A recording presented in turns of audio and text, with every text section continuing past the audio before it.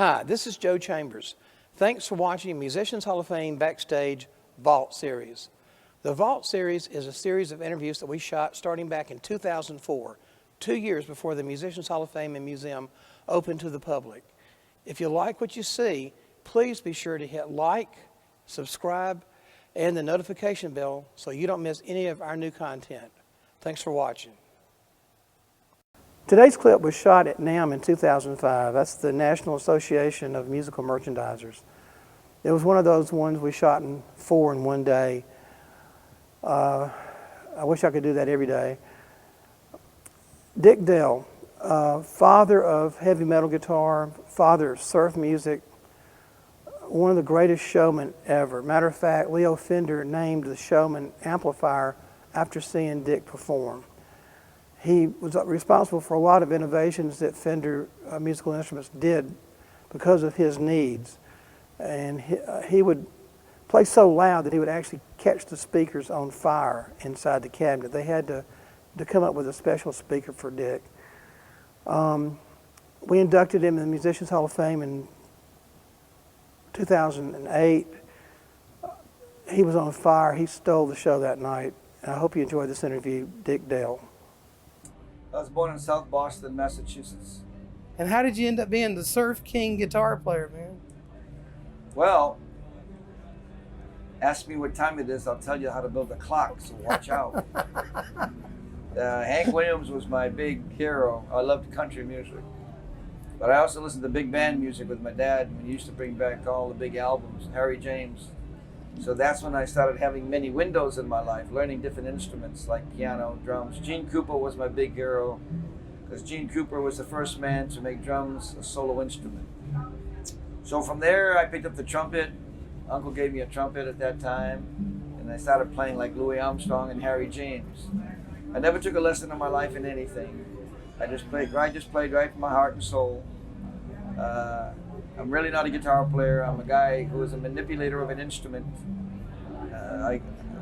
I guess you could say when I came to California, I graduated my 11th year in Quincy, Massachusetts, and came to California in 1954 with my mom and dad, and that's when Leo was making the Stratocaster, and I went to Leo and said, I was surfing now. I started surfing, and he goes, well, I got a guitar. I got this guitar from a pawn shop, but it just ain't worth diddly, you know. Can you help me out? I'm a surfer and I have no money. And Leo said, here, take this Strat. It's brand new. I want you to play it and see what you think. And Leo Fender was like Einstein. He never smiled. He just concentrated on designing amplifiers and guitars. And he had just finished the Telecaster and was perfected by a Hawaiian called Freddie Tavares. He played with the Harry Owens Royal Hawaiians. And Freddie perfected that Telecaster for the country players. And we called it chicken plucking, where we go, take it down, take it down, down. Really neat playing. And then what happened was, he said, play this Stratocaster. So I picked it up, and I learned to play upside down backwards with the ukulele, because the book never said, turn it the other way, stupid, you're left-handed. So I kept stretching my fingers, and I was singing, playing the waltz, the Tennessee Waltz.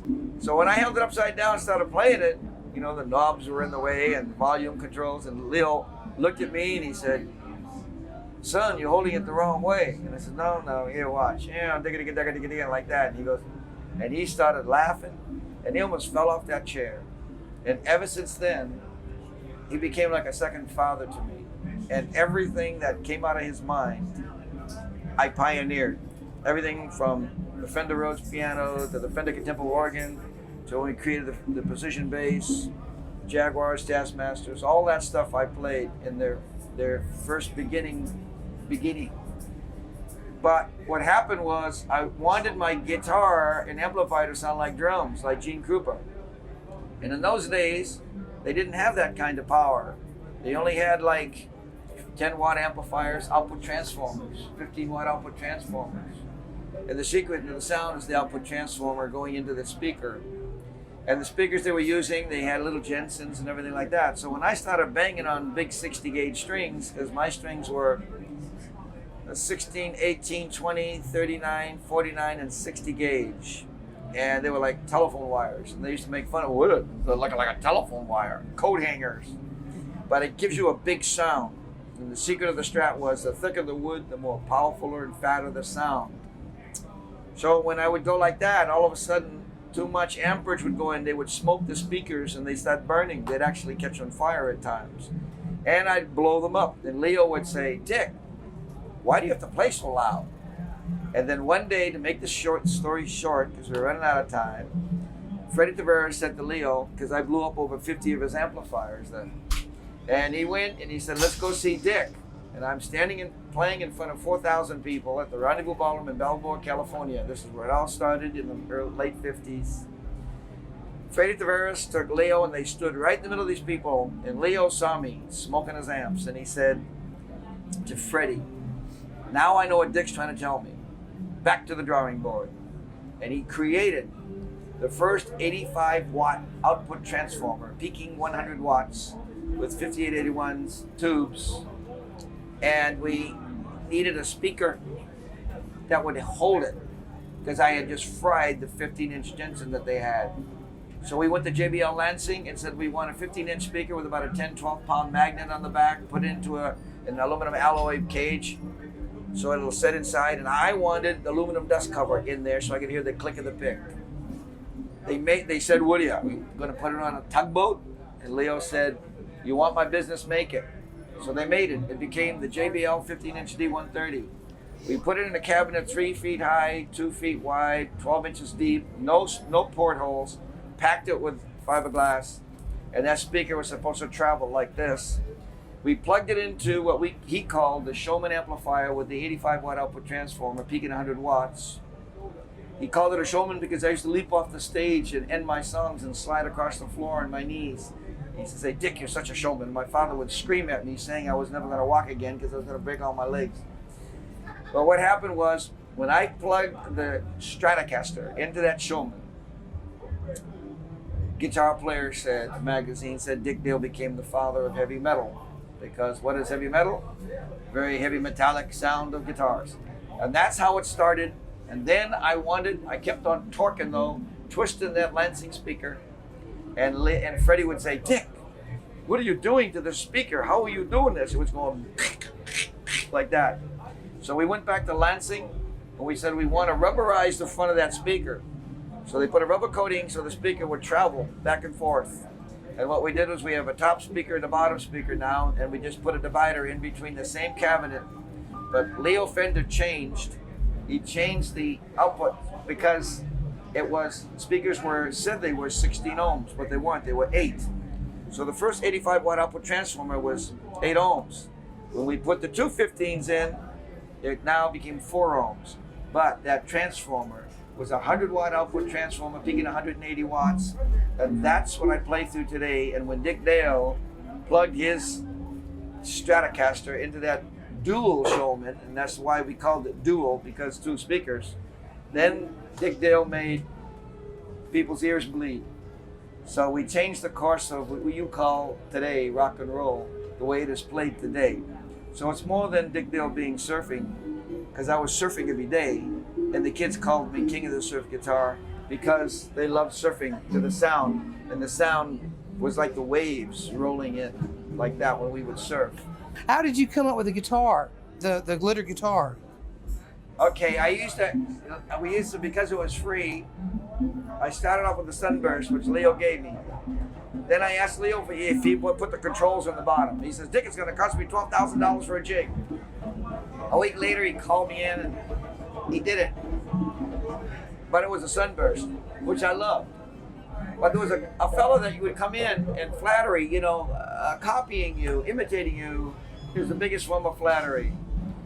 So there's a fellow that wanted, his name was Dave Myers and the Surf Tones. And all the bands started going like that, surf tones, rock tones, up tones, down tones, side tones, whatever. And he would copy everything that I had.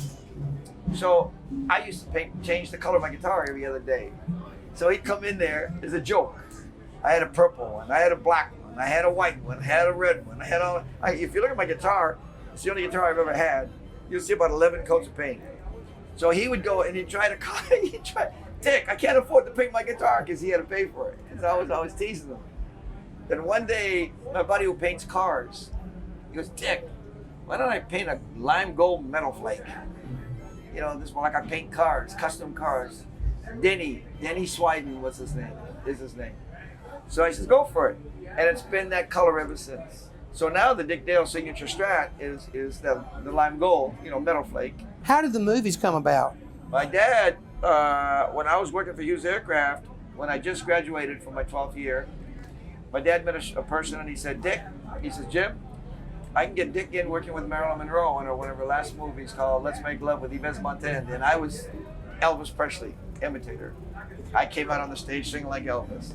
And I got to work with Marilyn for about 4 weeks straight. Talk with her every day. She was a beautiful lady and a wonderful actress and very, very intelligent. And Yves Montand was wonderful too.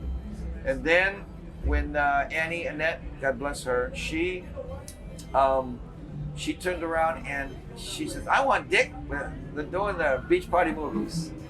So I started with Beach Party with Annette and Frankie, and went to Muscle Beach Party. And I think they wouldn't come up with enough money or something for the third one, so I didn't do it.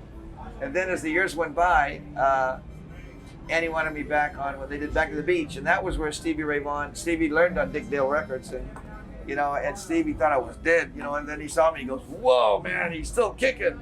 So Stevie and I, what a sweetheart he was, God bless him, and he and I got nominated for a Grammy, you know, for Pipeline. That's and great. now we do all the commercials, you know, everything that's out there, I do. Were you friends with Brian Wilson and the Beach Boys much? I knew. I told him way in the beginning, you know, when they first got started. My dad used to give him $50 to open for me. You know, I mean, the Rolling Stones opened for me when they came to the United States. I go back. I recorded with people like Keith Moon of the Who and his last albums and stuff like that. Brian is a sweetheart of a guy, and they used to open for me. And then whenever I come into town, I did an album with Paul Schaefer, and we had Brian Wilson, Joe Walsh, the drummer from Mick Fleetwood Mac, all these guys together. I came up one day and on the phone said, "This is Paul Schaefer. I'm here from New York. Dick Dale, I want you on my album." You know. So Keith Moon came up to me and said, "Now, Dick Dale, I've been listening to your bloody records. I've been listening to your bloody records for 17 years. You're the king." He says, I've got John Lennon. I got Ringo on it and everything. And so he says, "If you're not on it, I'm gonna junk it." You know. So he did it. You know.